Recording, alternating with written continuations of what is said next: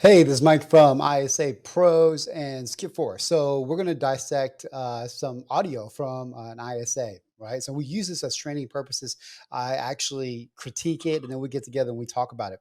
So what's going to be really great is that you're going to get to hear at the same time I do. So I will stop, critique, and let this kind of move forward. So it'll kind of teach you how to train your ISAs. We do this almost 2 or 3 times every single week. We have trainers that train them 2 times a week. Then we have drilling 3 times a week. So they get training almost every single day. And that's what is super important to keep your ISA sharp and fresh. Okay. So let's go ahead and start this and see how it goes. Okay. Here we go. Hello? Yes, Yes, good morning, Paul. yes. This is Angie. I'm calling in reference to the property. Okay, what about it? Are you interested in selling the property, sir? Uh, Me and the ex-wife, we talked about it. Yes, we do like to, but my daughter's living in it right now. Oh, okay, I see. And when are you planning to sell it? Maybe in the next few months, in a couple of years? Yeah, Okay, so she did really good right there. So one of the things that we like to do right off the bat is incorporate timeline into it. So there are certain pillars that makes a great call, right? Obviously, timeline is one of them. We'll go through them, and we want to get timeline in early because you don't really want to ask, when do you want to sell or why are you selling? Even more, it's even worse because it makes them super defensive. If you ask somebody why are you selling, well, I don't need to sell. You're calling me is a typical reaction. So to incorporate timeline early in the conversation, like, hey, if everything works out, when do you want to sell?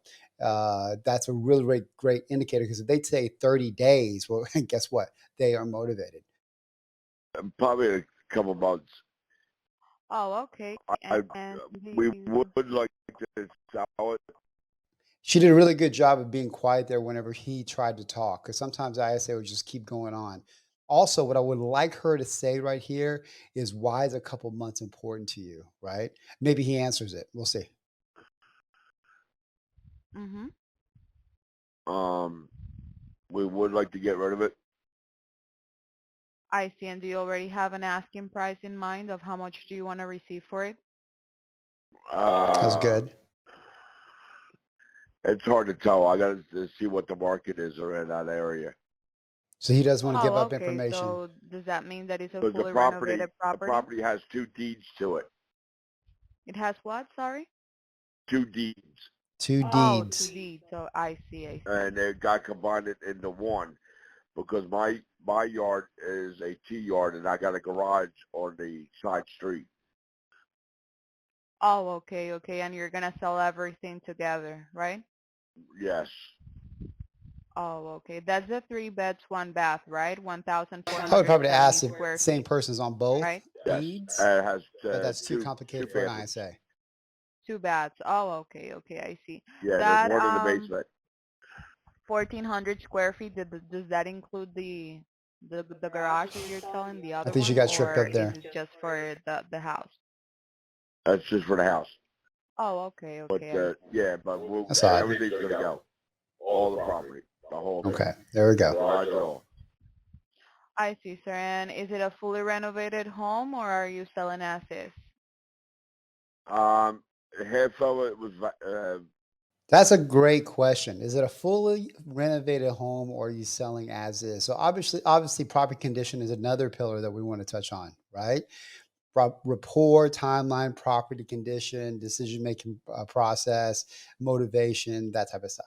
So uh, what she asks is like, hey, does it need renovation or is it fully renovated already? So let him answer it rather than, is there anything that needs to be done to the property? Because when you say, is there anything that needs to be done to the property, most of them are going to say, no, it's great the way it is, right? But she asks, does it need some work or is it fully renovated? So I thought that was awesome. um the living room and part of the kitchen was already redone. It was gutted. The upstairs has to be done. Um, I see. What about the bathroom? Do they need work?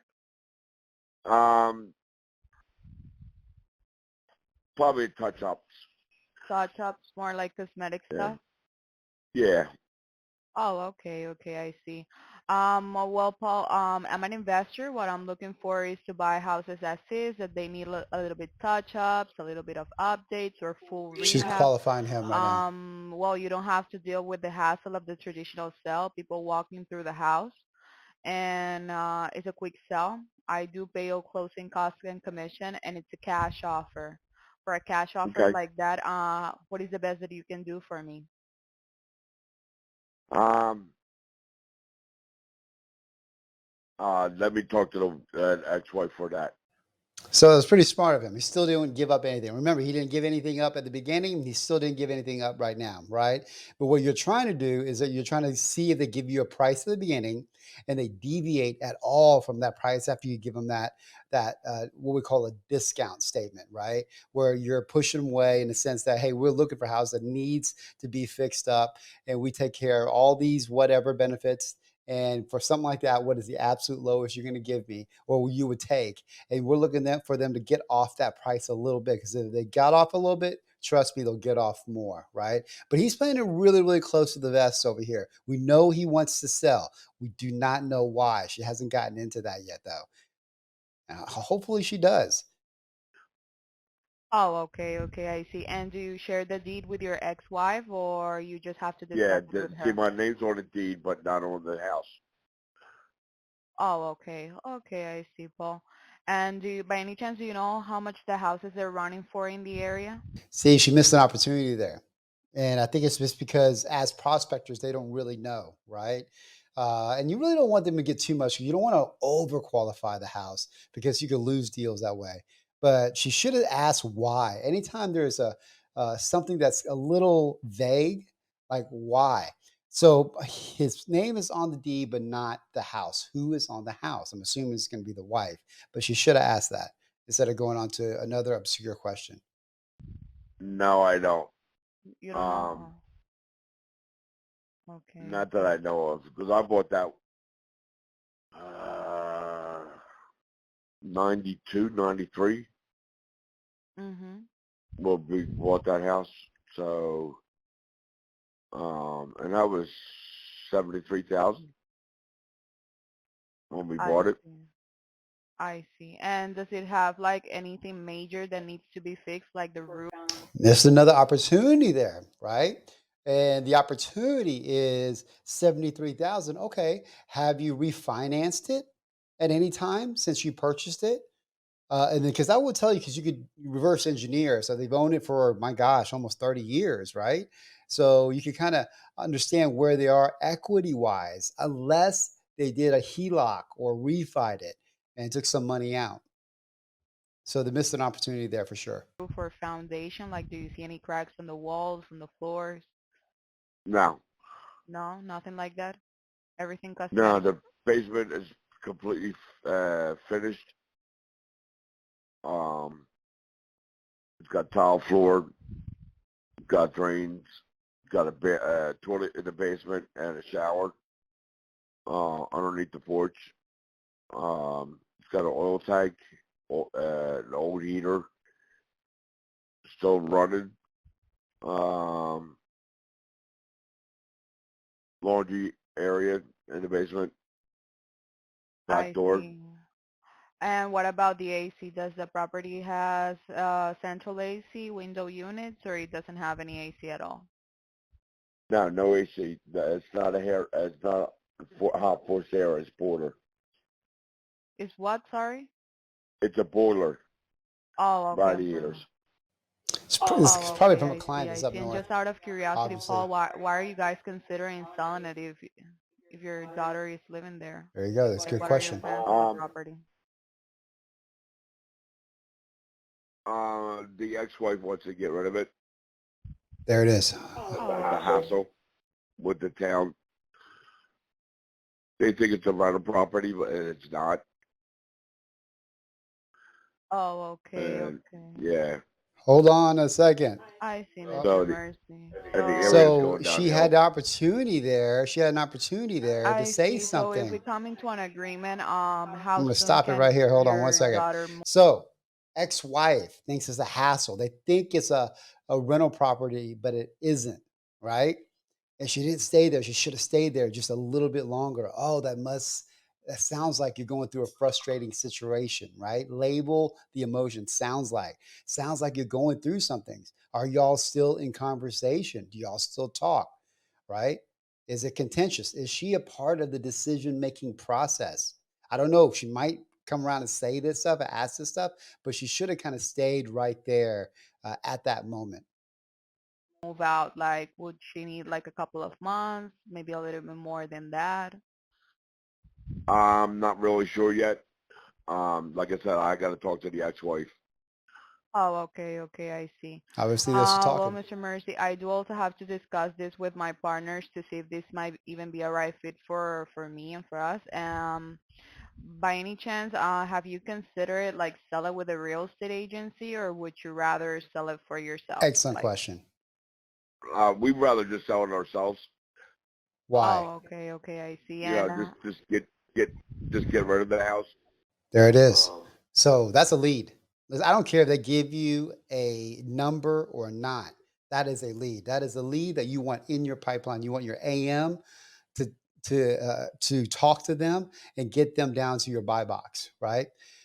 It doesn't even matter. It doesn't even matter if he said what he wanted or not, because one, you have motivation. Once you have motivation, then that's a lead, right? And some people get really, really mixed up on what is a lead and what isn't. And in cold calling, it's a little bit different.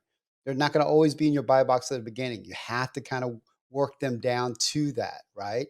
But he wants to sell, absolutely wants to sell. um, gotcha. And do you had any have you had any offers before on the house or any like formal not yet. offer? We had people calling us um, a lot, and I um, and I don't want to sell it yet because my daughter's in it, and she's got she's got my grandson. Oh, okay, So okay. Okay. Should have stayed on the emotional part a little bit. Man, it sounds like you're a really good dad. It sounds like this house has been a burden to you and you just held on to it because you're a good dad, right? Which all the things that he is. But I think she's doing a pretty good job. I see, Mr. Mercy. Well, let me get back to you to see if maybe like this is something we might consider. We can be ready like right, talk about numbers. By any chance, do you have any email address where we can contact you in case we cannot get a hold from you? yeah, Oh, okay, Mr. Mercy. And when it could be the best time to reconnect with you? What works better for you? Mornings, afternoons, evenings? it doesn't matter. It doesn't matter anytime? Yeah, yep, Oh, okay. To the same phone number, right? yes. Oh, okay, Paul. Well, let me just talk this with my Now, partners, and then if we are interested, somebody on my behalf, my name is Sanji Diaz, will be calling okay, you to discuss a little bit further the property, okay? okay. Okay. Um, if you look on Google Maps, Mm-hmm. all right, there's the house is in the middle of the block, Is in what, and if you sorry? look In at the middle of the block? it, yes, the middle of the block, Mm-hmm. and if you look at the backyard, it comes straight back This is what you want to have. and it tees off, You want to have him goes into selling the one property. neighbor's yard, and it goes Mm-hmm. right outside to the side street where the To the garage is. to Kern Street, right? Yep. Okay. Yeah, I'm seeing I would press for price at this moment. Like, I got to tell you, I mean, you have to have a price in mind. You're like, no, I have no idea. It's like, well, how do you know if our offer is going to be good enough? If you don't know what you want, and then more times than not, they're smart. Like, well, that's excellent. And then you go, listen, Mr. Seller, you don't have to tell me the price. Absolutely not. But when I talk to my partner and he gets on the phone with you and your ex-wife, please have a number in mind because this doesn't move forward unless you have that down, right? Something to that effect will usually work. So, anyways, ultimately, I think that's a pretty good call. That's definitely a lead passed on to our client. and I'm not sure what happened. I hope they purchased it, and I guarantee you this: if they didn't purchase it right away, the person that's going to be in front of them whenever he's ready to sell, they're going to sell it at a discount. So I hope that helps.